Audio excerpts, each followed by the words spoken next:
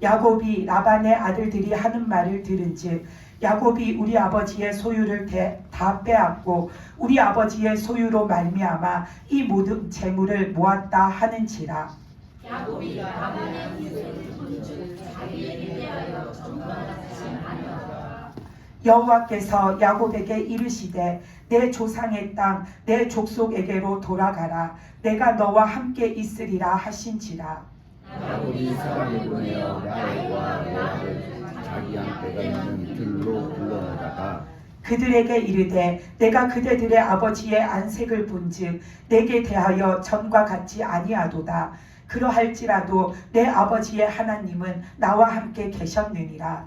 그들과 이방인과 레아를 따라 그들의 아버지를 죽였으므로 그대들의 아버지가 나를 속여 품삯을 10번이나 변경하였느니라. 그러나 하나님이 그를 막으사 나를 해치지 못하게 하셨으며 그가 이르기를 전인 것이 내 살되리라 하면 온 양떼가 아버지 전인 것이요 또 얼룩이 것이 내 살되리라 하면 온 양떼가 아버지 전인 것이니 하나님이 이같이 그대들의 아버지의 가축을 빼앗아 내게 주셨느니라.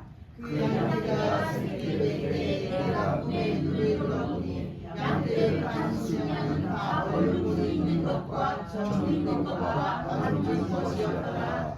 꿈에 하나님의 사자가 내게 말씀하시기를 야곱아 하기로 내가 대답하기를 여기 있나이다 하매 이르시되 내 눈을 들어보라 양떼를 단순하는 얼룩이 있는 것 전인 것과 다른 것이니라. 라반이 내게 행한 모든 것을 내가 보았노라.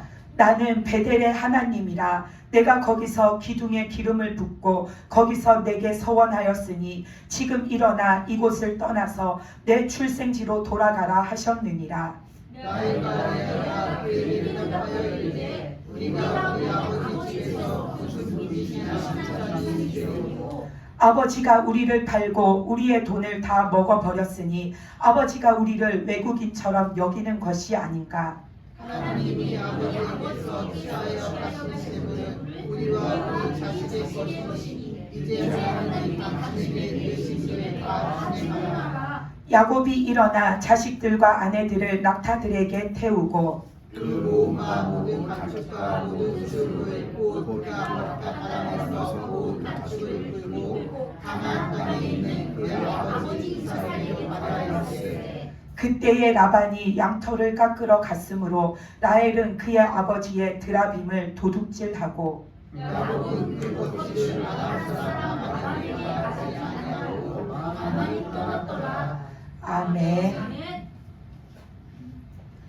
네, 오늘 말씀은 야곱이 자기 형 에서를 피해가지고 외삼촌 집에 가서 머물러 살다가 이제 20년 만에 그 외삼촌 집을 떠나서 자기 집으로 이제 돌아가는 그 시작점에 있었던 사건이죠. 그래서 야곱은 그 외삼촌 집에 도망을 가서 살았는데 무려 20년을 그곳에서 삽니다. 처음 7년은 라헬한테 반해가지고 라헬한테 장가를 들려고 7년을 살았고, 근데 외삼촌이 그 야곱을 속여서 결혼식 날 라헬 대신에 그 언니인 레아를 신부로 줬잖아요. 그래서 그 다음에 그 외삼촌이 또 꼼수를 부려가지고 네가 라헬을 사랑하면 라헬도 너한테 부인으로 줄게. 그러면 네가 내 딸을 2명을 데리고 가잖아요. 그러니까 한 사람에 7년씩 해서 너는 7년을 더 그러면 우리 집에서 일해라 해서 또 7년을 지내요. 그런 다음에도 이 야곱은 자기 집으로 돌아갈 준비를 해야 되잖아요. 근데 그것을 하지 않고 또 6년을 자기 외삼촌 집에 그냥 머물러서 그렇게 살아가요. 그러다 보니까 어느새 그 외삼촌 집에 와서 산 지가 20년이 된 거죠. 20년을 사는데도 이 야곱은 나는 반드시 우리 집으로 가야 돼. 내 고향 땅에 가야 돼. 왜? 거기에 하나님이 그러셨잖아요. 야곱을 보내실 때 네가 다시 돌아오게 하리라 그러셨기 때문에 그 약속의 말씀을 들었으면 야곱이 나는 반드시 하나님이 주신 말씀대로 내 고향 땅에 돌아가서 살아야 돼. 이 마음을 가지고 있어야 되는데 그것을 가지고 내가 언제 돌아가야 되는지 어떻게 돌아가야 되는지 날마다 그것을 생각해야 되잖아요. 근데 야곱은 그러지를 않는 거죠. 그러니까 하나님이 드디어 이 야곱을 외삼촌 집에서 이끌어내셔가지고 자기 집으로 이렇게 돌아가게 하시는 거죠. 만약에 우리가 오늘 말씀에서 보면은 그 말씀 앞에 이제 야곱이 실제적인 돈이나 자기 소유물이 될 만한 재산의 값어치가 있는 그런 일한 대가를 받지를 못했잖아요. 그래서 외삼촌한테 나한테도 이제 품삯을 정산해 달라 하면서 그 품삯으로 얼룩 무늬가 있는 얼룩진 가축을 야곱이 받기로 했잖아요. 근데 그때에 하나님이 또 도와주시고 역사해 주셔서 엄청나게 얼룩진 가축이 많이 태어나게 하셔가지고 이 야곱에게는 막 양이 됐든 염소가 됐든 낙타가 됐든 엄청난 가축이 막 자기 소유물로 생겼어요. 그런데다가 자기에게는 지금 자녀들도 많이 이제 태어났고 자기에게 딸린 식솔들 종들도 많이 불어났어요. 그래서 재산이 많아진 거죠. 그랬을 때에 우리가 오늘 읽은 말씀 처음에 보면은 라반도 그렇고 외삼촌도 그렇고 그 외삼촌의 아들들도 그렇고 이 야곱의 재산이 불어나는 걸 못마땅해 해요.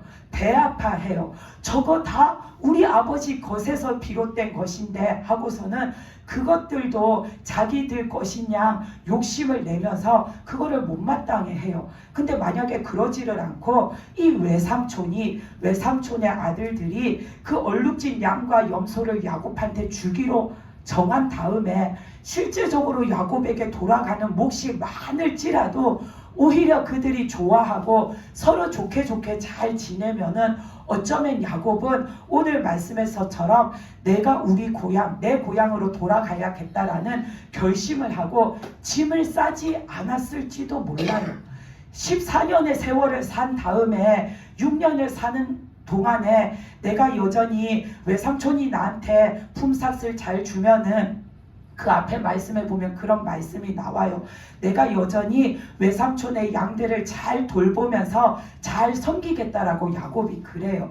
그러면서 그 6년의 세월을 더 지냈는데 야곱은 이 가축들 자기 재산이 많아져도 외삼촌이 터치하지 않으면은 그냥 거기에 계속 그렇게 머물러서 그냥 계속 그냥 편한 채로 살았을지도 몰라요.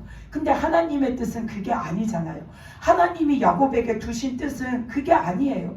외삼촌 집에서 계속 그렇게 머물러서 사는 게 하나님 뜻이 아니라 그 야곱이 에서를 피해서 외삼촌 집으로 도망갈 때 베델에서 나타나셔서 하나님이 약속해 주신 말씀에 보면 창세기 28장 15절에서 보면 내가 너와 함께 있어 내가 어디로 가든지 너를 지키며 너를 이끌어 이 땅으로 돌아오게 할지라 내가 내게 허락한 것을 다 이루기까지 너를 떠나지 아니하리라. 이게 하나님의 약속의 말씀이세요.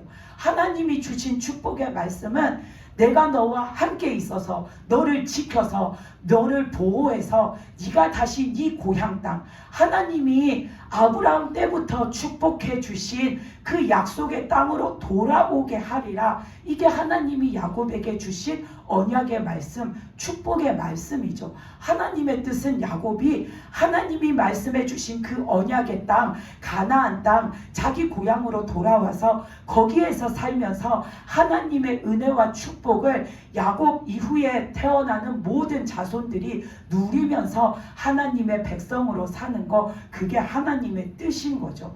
그래서 하나님은 이 야곱이 돌아올 수밖에 없는 일을 만드신 거죠. 그래서 오늘 말씀에 1절 2절에서 보면 그 라반과 라반의 아들들이 야곱의 재산이 불어나는 거를 못마땅해 하잖아요. 저것도 다 우리 아버지 건데 저것도 다 우리 집 건데 하고서는 욕심내고서는 보면은 말씀에 나와 있진 않지만 명시되어 있진 않지만 그것을 다시 빼앗아 오려는 마음이 이들의 마음속에 든 거잖아요.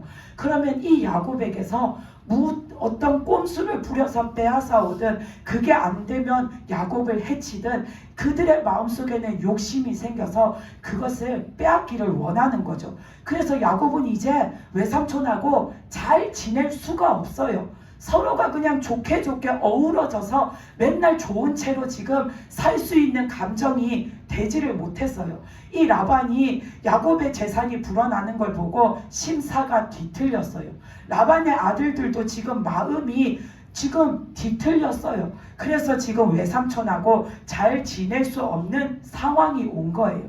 그래서 야곱은 자기 식솔들을 이끌고 드디어 자기 고향 하나님이 약속해 주신 땅으로 돌아가기로 결심을 한 거죠.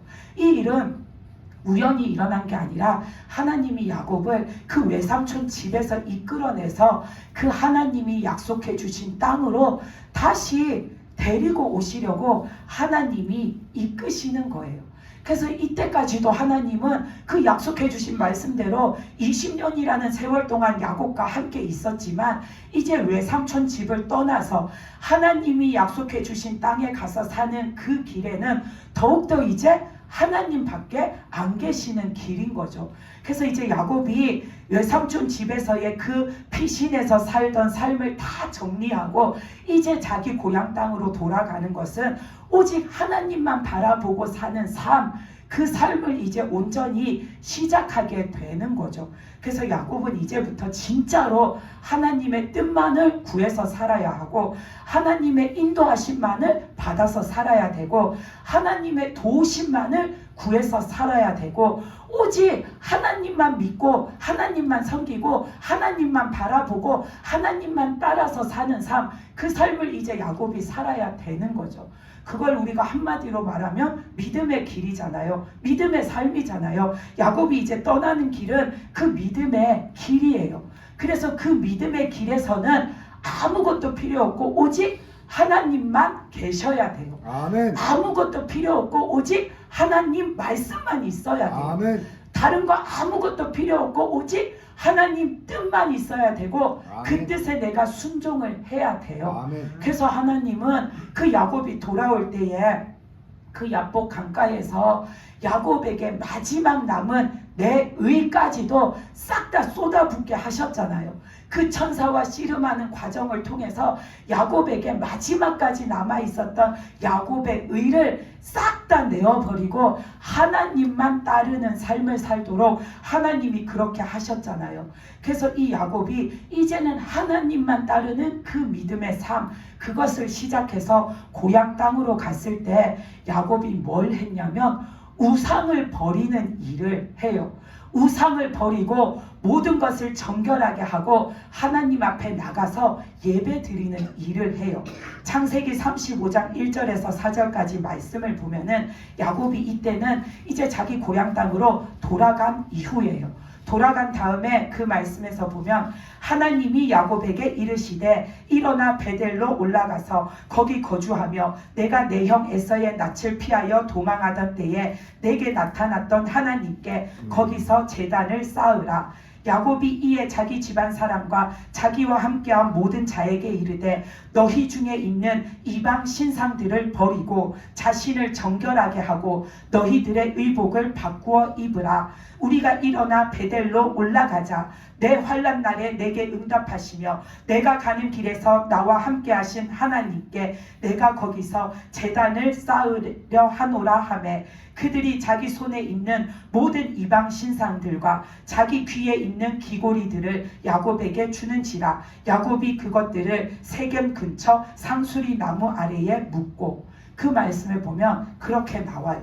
야곱은 이제 오직 하나님으로 살아가는 그 길에 있어서 자기뿐만 아니라 자기 가족, 또 가족뿐만 아니라 자기가 거느리고 있는 종들까지도 너희가 그 밧단 아람에서부터 가지고 왔던 그 모든 우상을 숭배하는 물건들 싹 다 내어버리라. 또 니네들의 마음속에서도 그 우상을 싹 다 내어버리고 너희는 마음도 정결하게 하고 몸도 정결하게 해서 이제는 우리가 오직 하나님만 믿고 하나님만 바라며 나아가자라고 야곱이 말해요. 그래서 야곱은 이제 육신적인 것을 벗고 하나님만 믿고 나아가는 삶, 그 삶을 시작한 거죠. 근데 우리가 오늘 읽은 말씀의 끝에 보면 라헬은 오늘 말씀 끝에서 보면은 뭐라고 했냐면 20절에 보면 나오잖아요. 19절에 보면 나오잖아요. 라헬은 그의 아버지의 드라빔을 도둑질해서 갖고 나왔대요. 지금 야곱은 이제 과거를 다 청산하고 믿음의 길을 가려고 그 삶을 이제 시작해서 나가요. 근데 야곱이 그렇게나 사랑하고 아끼는 부인인 이 라헬은 그 시작하는 길에 뭘 갖고 나왔냐면 드라빔을 갖고 나왔어요. 이 드라빔은 우상이에요. 이 드라빔은 그때의 그 고대의 사람들이 생각할 때 자신의 가정을 지켜주는 신이라고 여긴 물건이에요. 가정을 지키는 수호신인 거예요. 그리고 이 드라빔을 가지고 어떤 일을 할 때에 점치는 일에 사용한 우상이에요. 그리고 이 드라빔은 자신들에게 자식을 많이 낳게 해주는 복을 갖다 주고 그 삶에 재물이 많게 해주는 풍요를 갖다 준다라고 믿고 또 이 드라빔을 소유하고 있는 자가 그 집에서 우두머리가 돼서 아버지의 재산을 물려받는 그런 풍습이 있었어요. 그래서 이 드라빔은 우상이에요. 근데 라헬은 지금 그 우상을 훔쳐가지고 나온 거예요. 왜 우상을 훔쳐가지고 나왔나? 나오기 전에 야곱이 실컷 말했잖아요. 이때까지 나를 지켜주신 하나님이 지금 나보고 내 고향 땅 하나님이 말씀하신 땅으로 돌아가라고 하신다. 그래서 나는 이제 하나님이 계시는 그 땅으로 갈 거다라고 말했잖아요. 근데도 라헬은 그 길을 떠나오면서 이 우상 드라빔을 챙겨 나온 이유는 여전히 라헬은 믿음이 없는 거예요. 하나님을 향한 믿음이 없는 거예요. 라헬은 지금까지 자신과 자기 집을 지켜준다라고 여겼던 그 우상 드라빔, 그것을 내가 내 몸에 지니고 가면 여전히 이 드라빔이 그 타지에 가는 그 험난한 여정 속에서 나를 지켜줄 거고 내 남편을 지켜줄 거고 내 가족들 모든 사람들을 지켜줄 거야 라고 생각하고서는 그 드라빔 우상이 자기들을 지켜줄 거라 생각하니까 그것을 몰래 자기 아버지 집에서 훔쳐가지고 나온 거죠.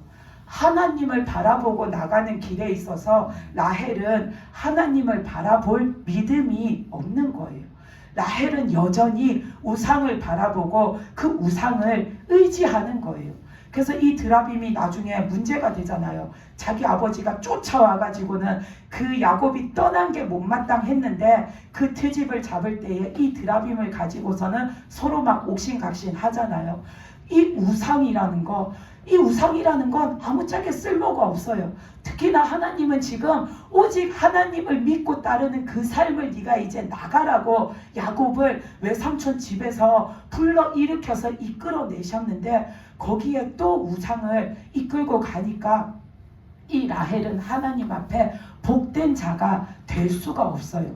이 라헬은 나중에 자식을 낳을 때도 보면 여전히 하나님 앞에서 믿음이 없는 것이 나타나고 여전히 그가 인간적인 것에 치우쳐서 산다라는 거, 그 우상을 믿고 의지한다라는 게 온전하게 그의 행동 속에서 나타나요.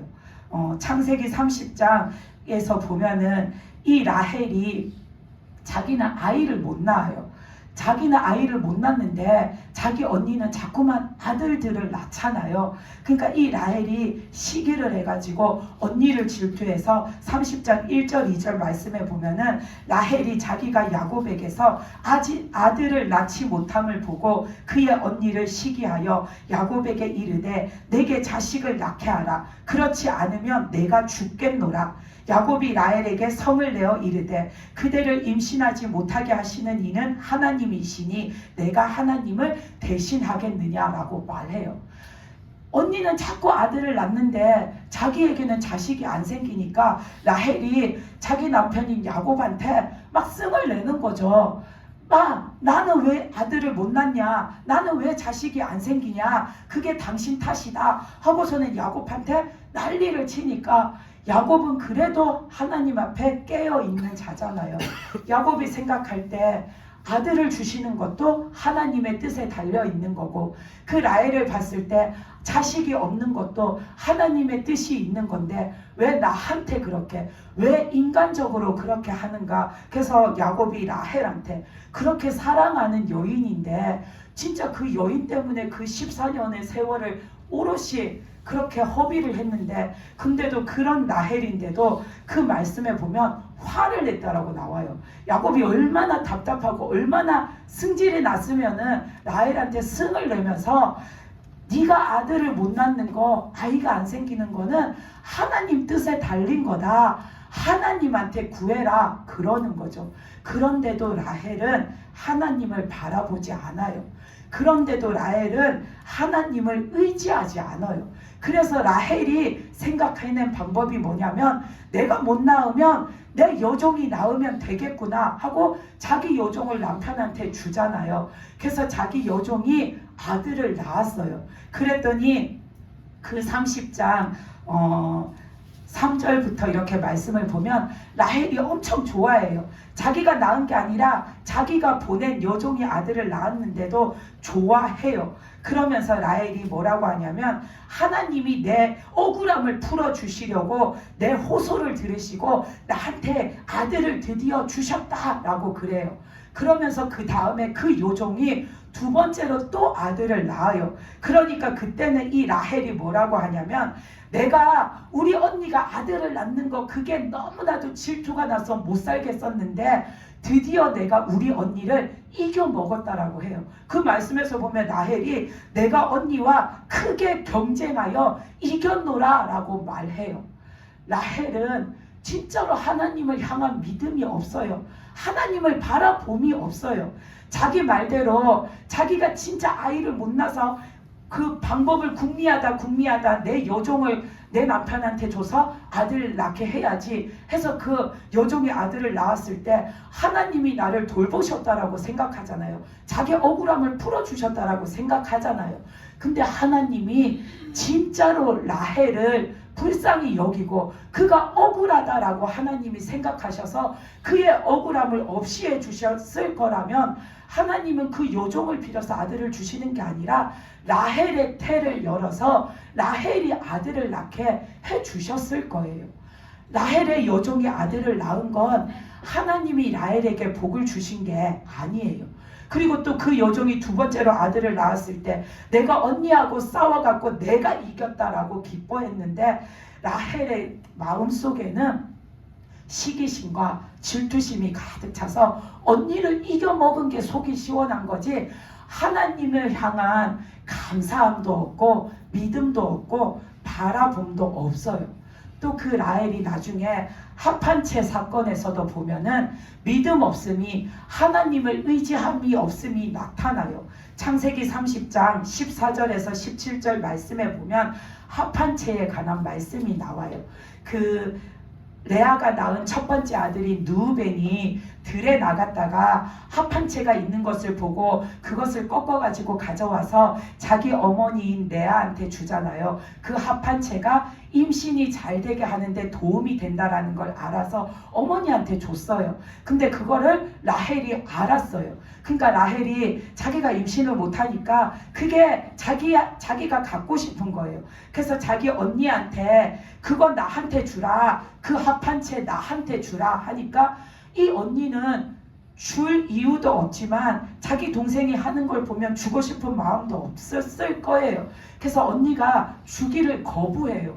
그랬더니 라헬이 뭐라고 하냐면 언니가 나한테 그 합한채를 주면은 대신에 오늘 밤에 내 남편 야곱이 언니와 동침할 수 있게 해줄게 라고 말해요. 그래서 레아가 그 합한채를 자기 동생 라헬한테 줘버려요. 근데 그 결과를 보면은 그렇게 해서 라헬이 합한채를 내가 먹으면은 내가 아이를 임신할 수 있을 거야 라고 생각했는데 그 결과가 뭐냐면 라헬이 임신을 한 게 아니라 레아가 임신해서 또 아들을 낳아요. 레아는 이미 아들을 4명이나 낳았어요. 아들을 4명이나 낳고서 더 이상 이제 자식이 생기지를 않았어요. 그러던 중에 아까 그 라헬이 질투가 나서 못 이겨갖고 자기 종을 남편한테 줘서 아들을 낳은 거죠. 그랬을 때에 이 레아도 자기 여종을 그 남편한테 줘가지고 레아의 여종도 또 아들을 낳잖아요. 그렇게 여종들이 아들들을 낳는 그 긴 시간이 지나는 동안 레아는 네 번째 아들을 낳고서는 더 이상 임신을 하지 않았어요. 근데 그 합한채 사건 이후에 이 레아에게 하나님이 또 태를 열어주셔서 5번째 아들을 낳게 하시고 그 다음에 또 6번째 아들을 낳게 하시고 그 다음에 레아에게 또 딸을 낳게 해주세요. 그런데 라헬은 그때까지 계속해서 자식이 없는 거예요. 하나님의 뜻은 그런 데 있는 게 아니에요. 라헬은 여전히 하나님을 바라보지 않고 우상적인 것을 의지하는 거예요. 이 합한채라는 것도 고대 사람들이 생각할 때에 불임인 여성한테 그것이 아이가 생기게 해주는 엄청난 신비한 묘약처럼 신비한 효능이 있다라고 믿었던 거예요. 그게 바로 우상적인 관념이잖아요. 라헬은 그런 생각으로 인간적인 생각으로 우상적인 생각에 빠져가지고 우상을 의지하지 인간적인 방법에 의지하지 하나님을 바라보지 않아요. 근데 우리 삶에 일어나는 모든 일들에는 하나님의 뜻이 있기 때문에 일어나는 거예요. 내가 오늘 아침에 자고 눈을 뜬 것에도 하나님의 뜻이 있어요. 내가 오늘 하루를 살아가는 것에도 우리에게 있어서는 하나님의 뜻이 있어요. 우리의 삶에는 다른 게 있는 게 아니라 하나님의 뜻하심이 있고 그 뜻을 이루시려는 하나님의 역사하심이 있고 그 역사하심이 온전해지게 하시려는 하나님의 도우심이 있어요. 하나님의 뜻하심, 하나님의 역사하심, 하나님의 도우심을 빼면은 우리 삶에 다른 거는 없어요. 우리 삶에 일어나는 모든 일에는 하나님의 뜻이 있어야 하고 역사하시는 것이 있어야 하고 도우시는 것이 있어야 돼요. 그래서 모든 것이 하나님한테 있는 거예요. 근데 라헬은 그런 하나님을 믿는 믿음도 없었고 바라보는 믿음도 없었고 의지하는 믿음도 없었어요. 반면에 레아는 그렇지가 않아요. 레아는 야곱을 만나서 야곱과 결혼한 이후에 특히나 이 가나안 땅에 와서 살면서 레아는 점점점 하나님을 향한 믿음이 생기고 하나님을 향해서 그 마음이 열려져요. 이 레아는 라헬에 비해서 상대적으로 남편의 사랑을 못 받았잖아요. 그러니까 레아는 자연적으로 하나님밖에 의지할 수가 없어요. 그래서 늘 하나님을 바라보면서 살아가는데 창세기 29장 말씀에 보면 31절부터 이렇게 보면 레아가 이제 첫 번째 아들부터 아들들을 한 명 낳아가요. 근데 그 시간들을 보내면서 레아의 믿음도 아들을 한 명 낳을 때마다 믿음이 더욱더 깊어져요. 왜냐하면 계속해서 레아가 하나님을 바라보기 때문이에요. 그 29장 31절부터 말씀을 보면은 여호와께서 레아가 사랑받지 못함을 보시고 그의 태를 여셨으나 라헬은 자녀가 없었더라. 레아가 임신하여 아들을 낳고 그 이름을 르우벤이라 하여 이르되 여호와께서 나의 괴로움을 돌보셨으니 이제는 내 남편이 나를 사랑하리로다. 그가 다시 임신하여 아들을 낳고 이르되 여호와께서 내가 사랑받지 못함을 들으셨으므로 내게 이 아들도 주셨도다. 그의 이름을 시므온이라 하였으며 그가 또 임신하여 아들을 낳고 이르되 내가 그에게 새 아들을 낳았으니 내 남편이 지금부터 나와 연합하리로다 하고 그의 이름을 레위라 하였으며 그가 또 임신하여 아들을 낳고 이르되 내가 이제는 여호와를 찬송하리로다 하고 이로 말미암아 그가 그의 이름을 유다라 하였고.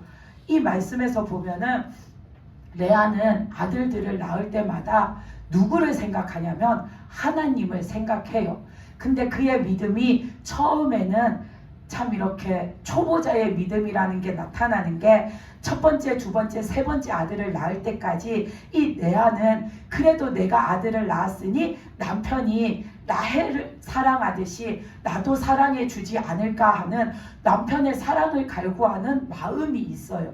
그 말씀에 보면 첫째 아들을 낳았을 때는 하나님이 내 괴로움을 돌보셔서 아들을 낳게 해주셨으니 내가 남편한테 첫 아들을 낳아줬으니까 남편이 이제 나를 사랑하지 않을까 그 말을 해요. 그리고 두 번째 아들을 낳았을 때도 레아는 하나님을 생각하는데 그러면서도 내가 사랑받지 못함, 내가 남편한테 사랑받지 못하는 걸 하나님이 아셔서 나한테 이렇게 또 두 번째 아들까지도 주셨구나 라고 레아가 그렇게 말해요.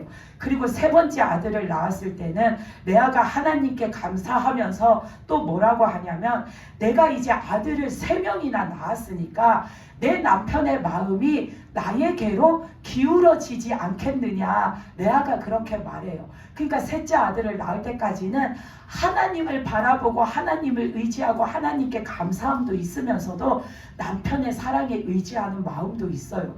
근데 네 번째 아들을 낳고서 이 레아가 뭐라고 하냐면 내가 이제는 여호와를 찬송하리로다 하고서는 남편에 대한 말이 없어요.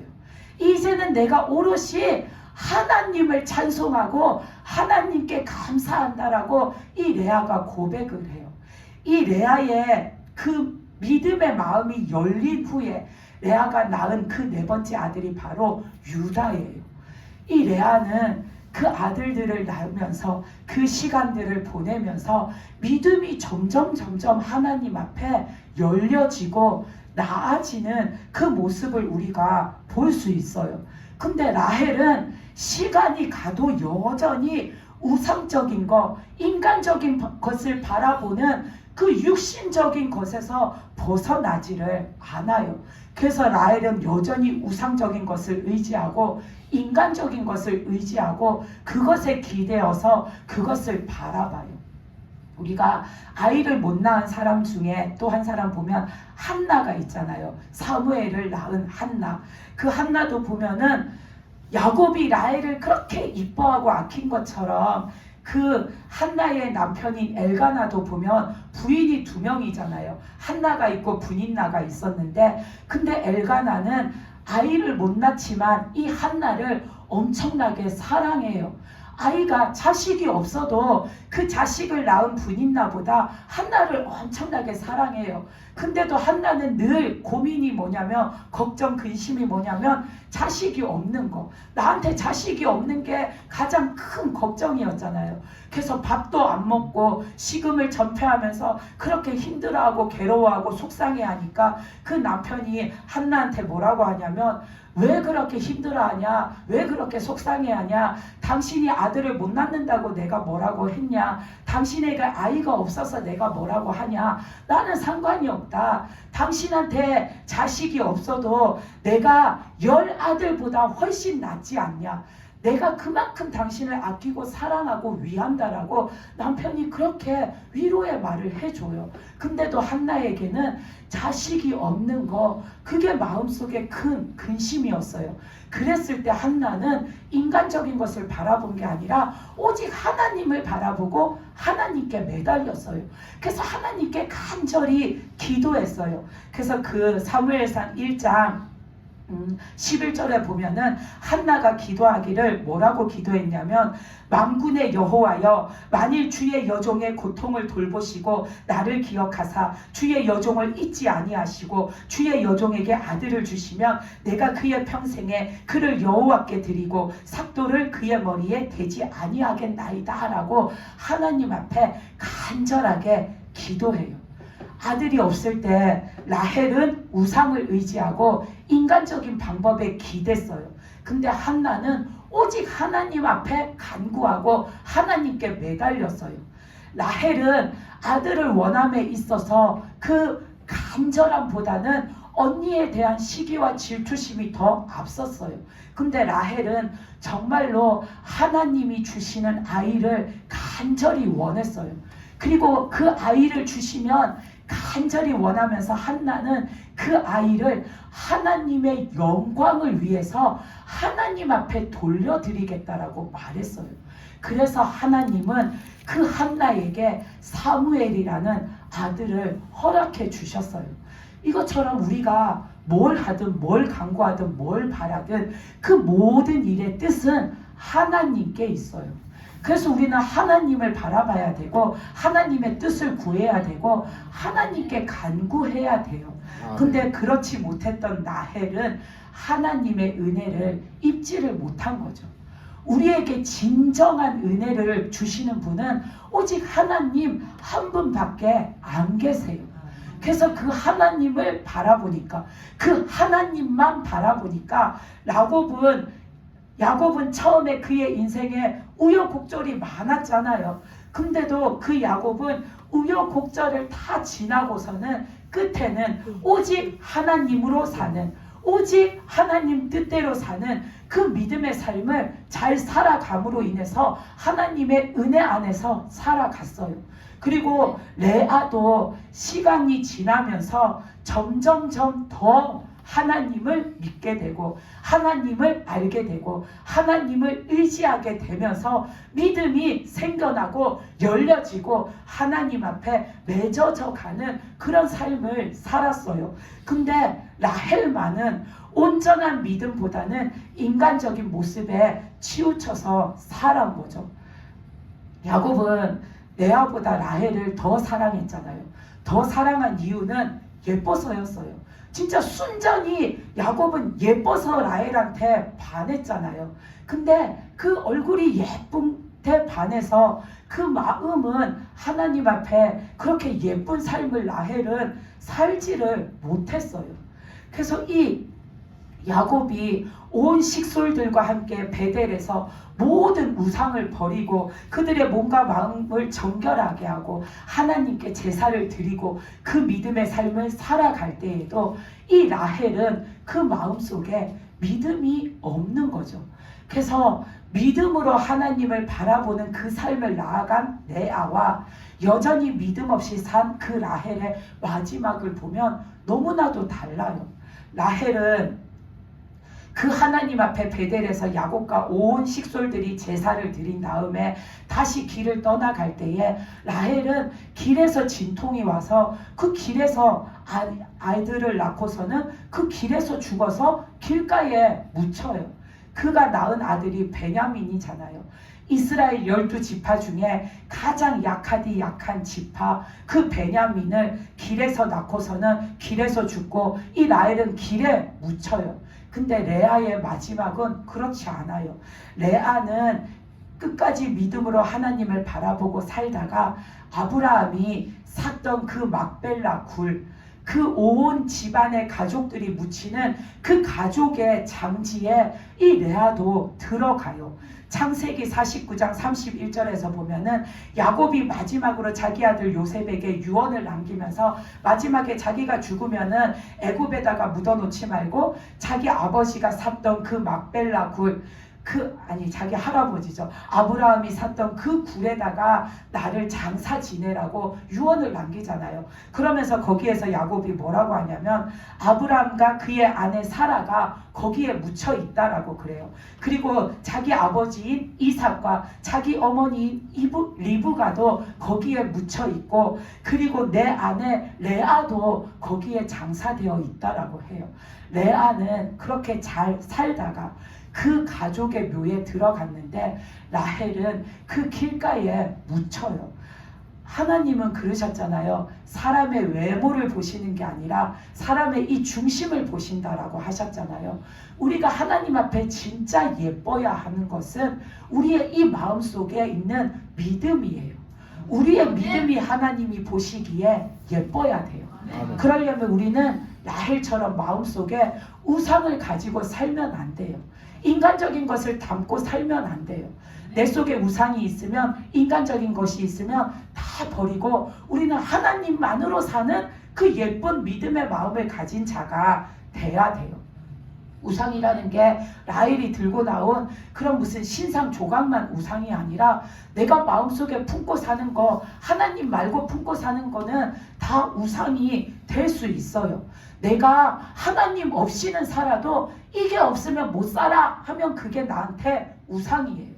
내가 하루를 살면서 오늘 하루 내가 생활하다 보니 어쩌다 보니까 하나님은 한 번도 생각을 못하고 살았는데, 그런데도 나한테는 별 상관이 없는데, 내가 이거는 맨날 그냥 생각이 나고 맨날 내 생각이 거기에 가 있고, 내가 이거는 맨날 그냥 들여다 봐야지 막 안심이 되고, 내가 맨날 이거는 내 옆에다 내 옆구리에다 끼고 살아야지 내 만족감이 있으면은 그게 다 나한테는 우상이 되는 거예요.